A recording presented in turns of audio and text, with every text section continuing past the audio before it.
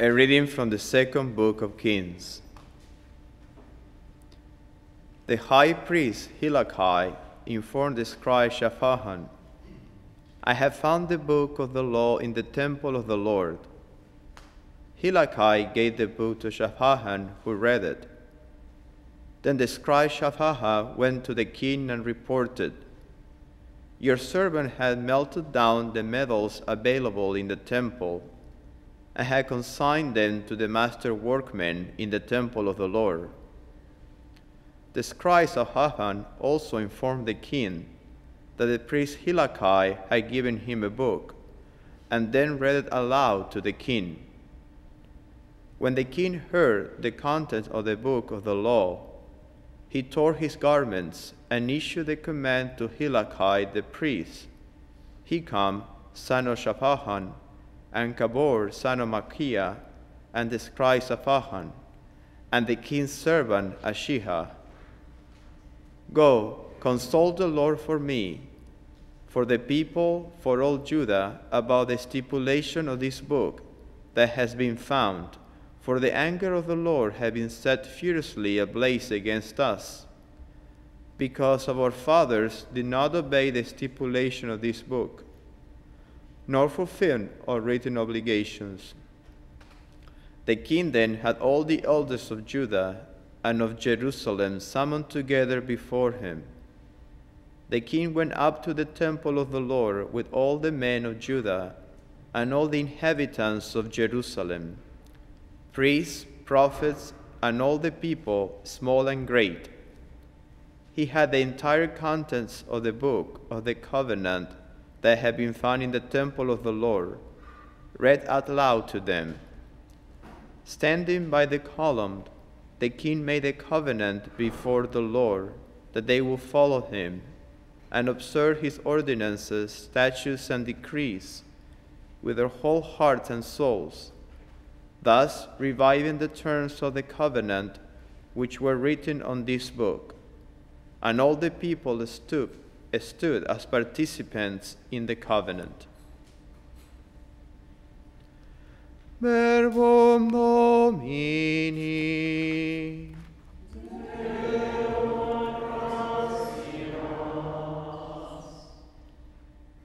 Teach me the way of your decrees, O Lord.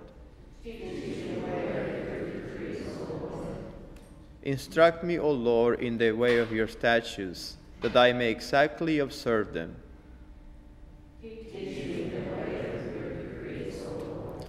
Give me discernment that I may observe your law and keep it with all my heart. Lead me in the path of your commands, for in it I delight. Incline my heart to your decrees, and not to gain. Turn away my eye from seeing what is vain. By your way give me life. Behold, I long for your precepts. In your justice give me life.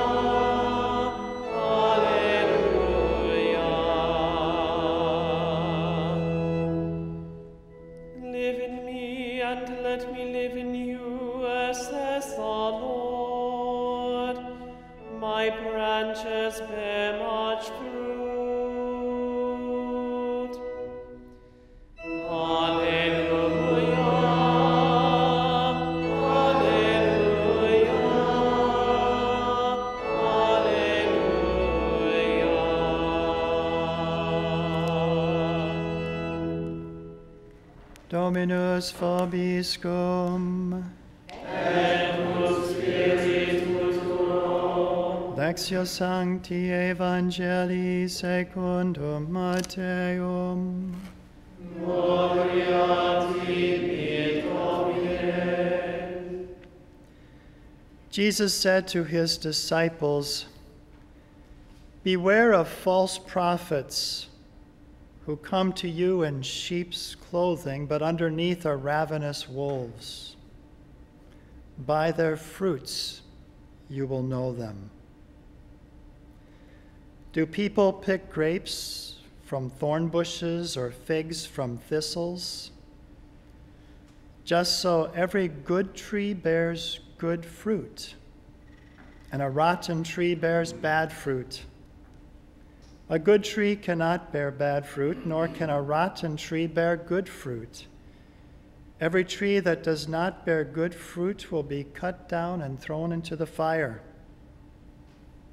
So by their fruits you will know them." Verbum Domini.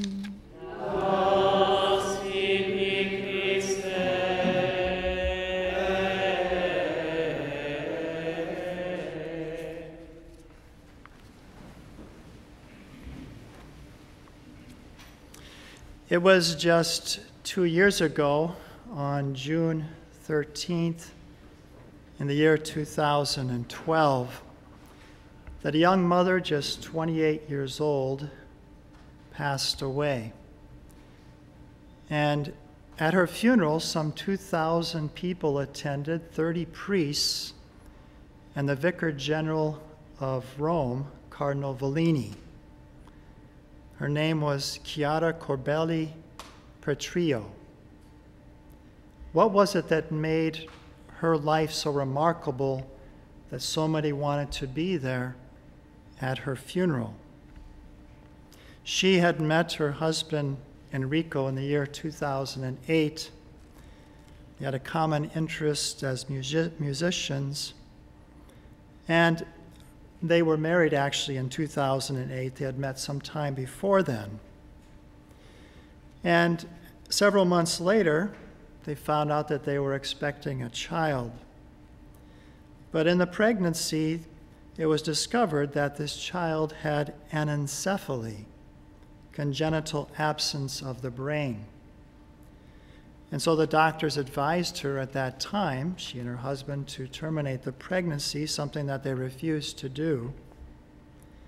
And when their little girl, Maria Grazia, Mary Grace, came into the world, she died just a half an hour later, but having received the sacrament of baptism. Several months later, she found herself expecting again, and this time there was also trouble with the little boy developing in her womb, whom they named David. His legs and bowels were underdeveloped. And so, like his sister Maria, just a few hours after he was born, after he had been baptized, he too went into eternal life. But her third pregnancy was going well. The child was developing normally, was healthy within her. But in the 5th month, she discovered a lesion on her tongue, and it was discovered that it was aggressively cancerous. And so the doctors advised her to go through chemotherapy, but she didn't want to harm the child, the unborn child that she was carrying. And so she postponed that treatment until that little boy, Francesco, was born.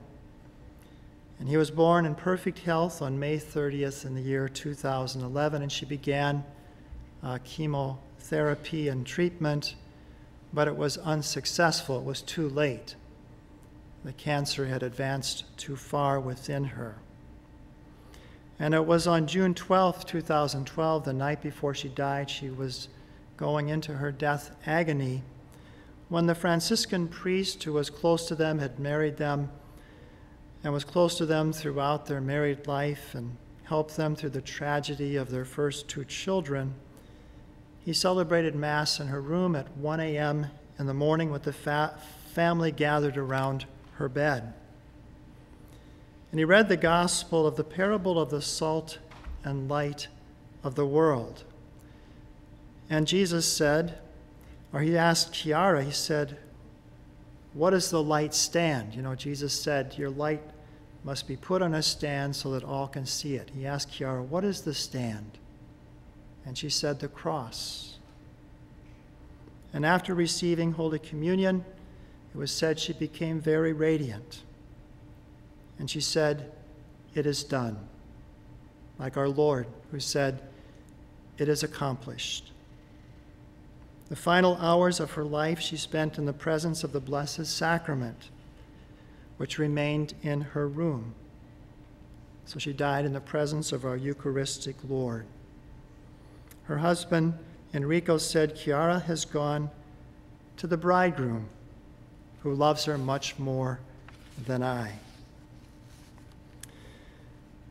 Father Vito, the Franciscan priest who attended to this couple, he talked about what was the philosophy of life that this couple had.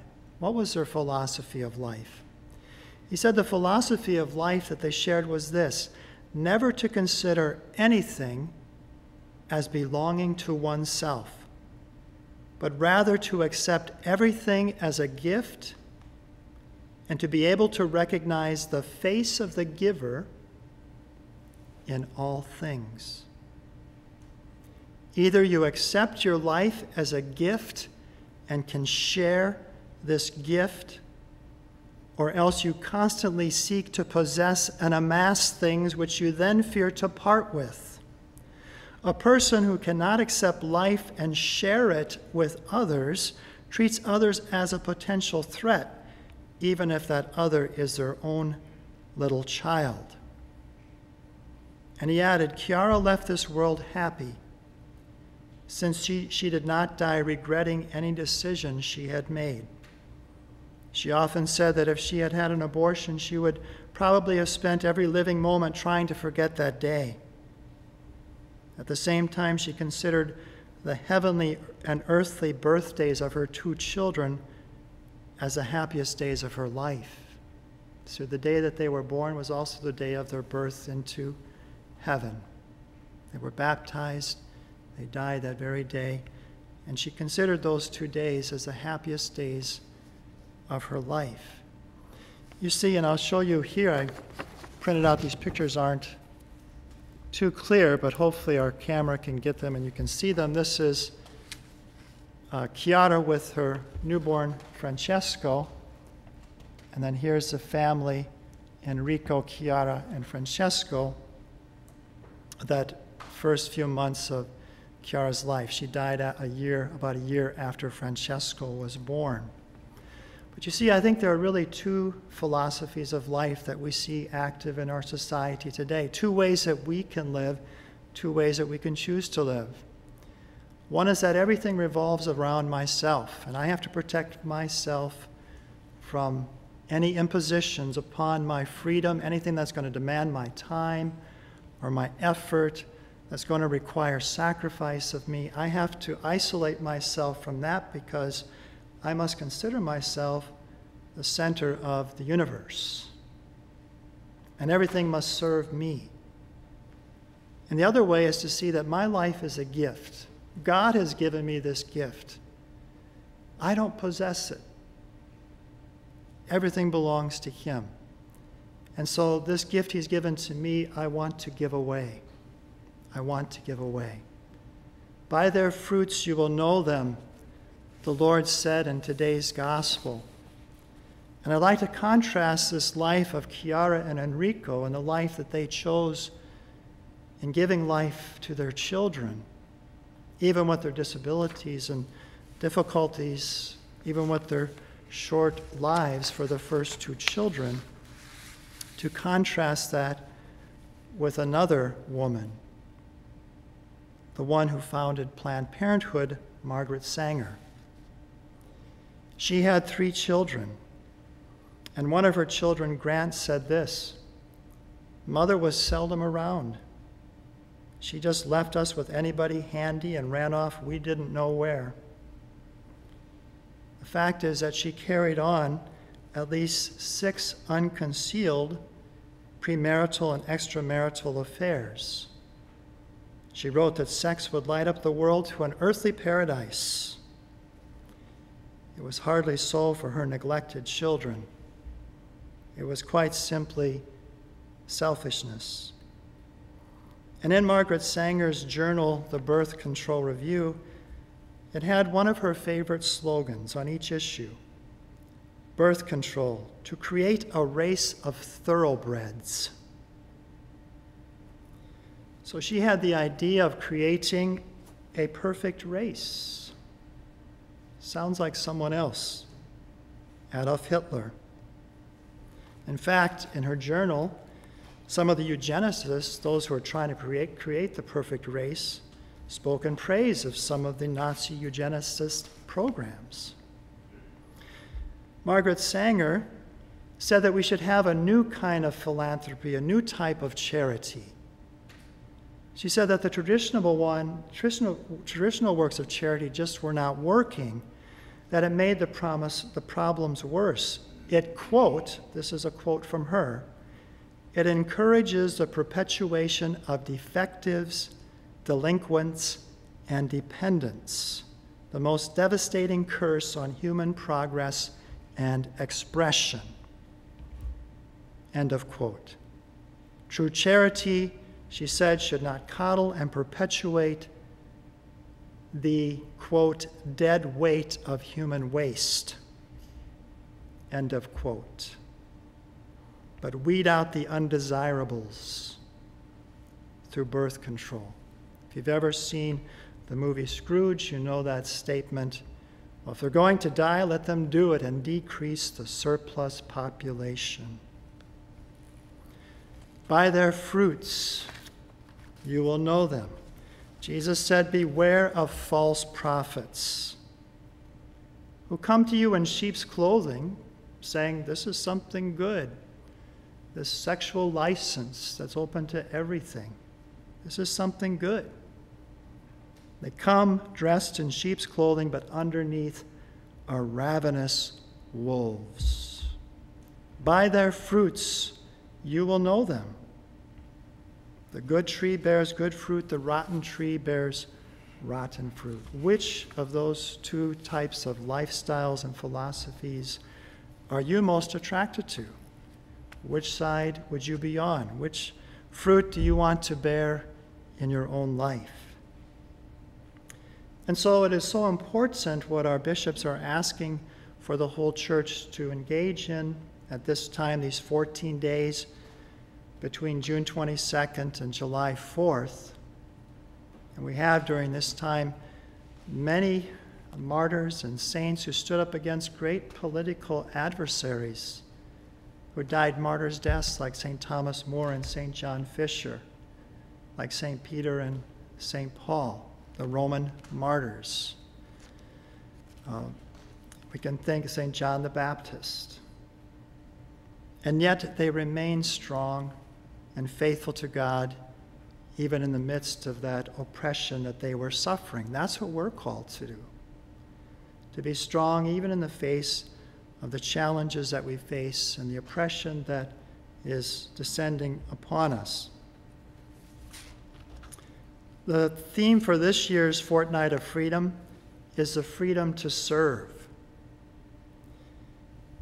So, for example, Catholic foster care and adoption services in Boston, San Francisco, the District of Columbia, and the state of Illinois, they have all driven local Catholic charities out of business.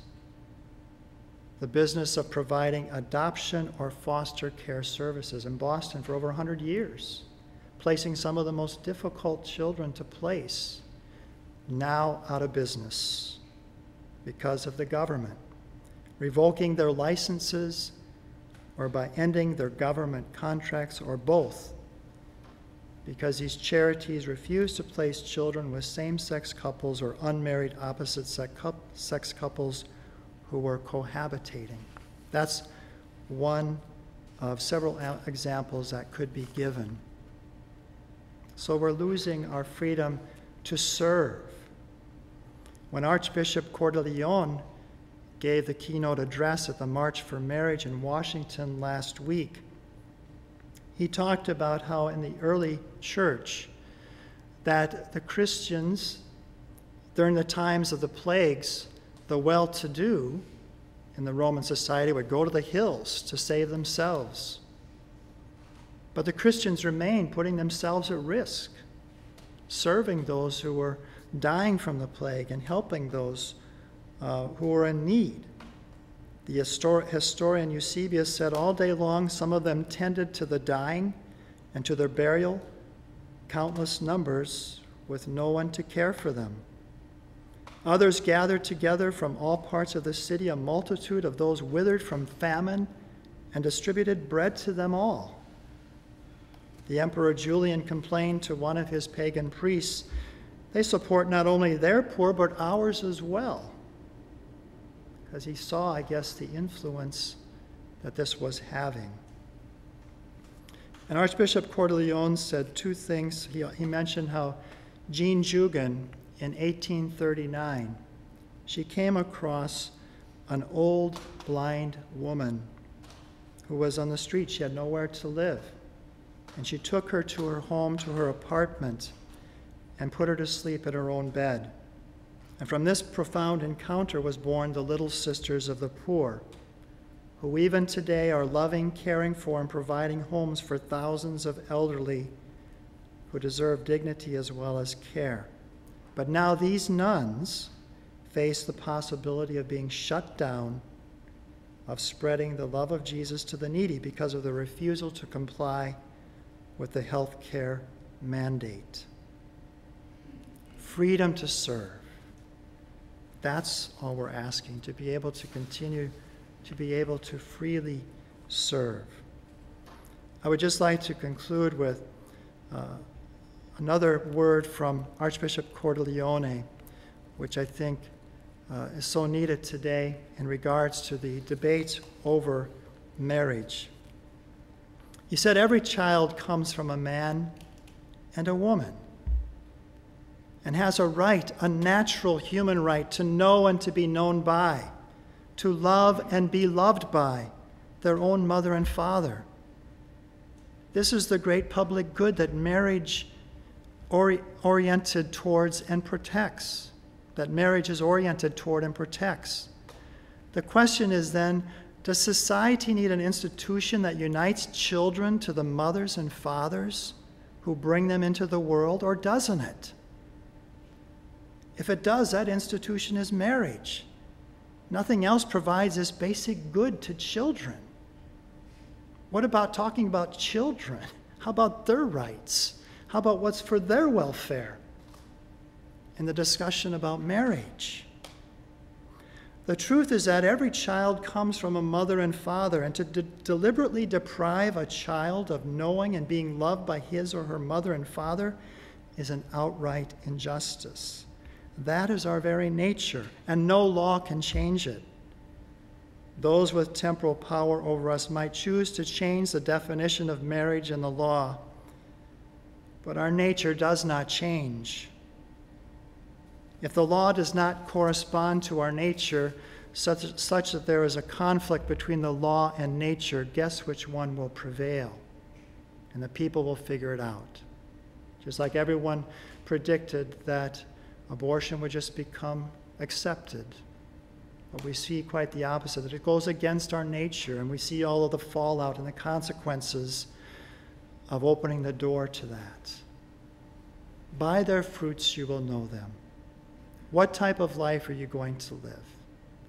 One in which you are the very center of the universe, and everything else is a threat to your happiness, from which you must protect yourself so that there's no imposition upon you, nothing that demands your time or sacrifice. Or the lives illustrated in this beautiful couple, Chiara and Enrico, that welcomed life, that loved life, that cherished life, so that it can flourish. May God bless us and protect us so that we may get back to those values that have led us to become a society that flourishes.